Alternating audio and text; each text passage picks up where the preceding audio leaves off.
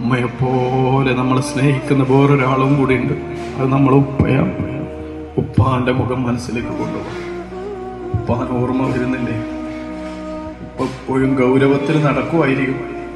പക്ഷെ വല്ല ഗൗരവമൊക്കെ ആണെങ്കിലും ആ ഉപ്പാന്റെ മനസ്സ് നിറയെ നമ്മളോട് സ്നേഹം.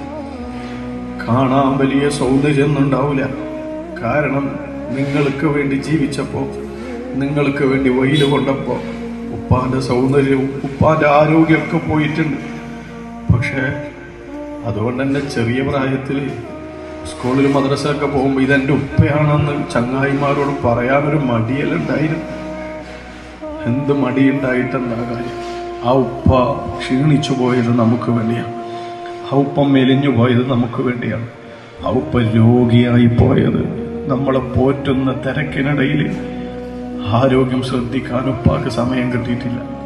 പാവാണ് ആ ഉപ്പ. ദുനിയാവിൽ കുറെ സുഖിച്ചിട്ടൊന്നുമില്ല, കുറെ സന്തോഷിച്ചിട്ടൊന്നുമില്ല.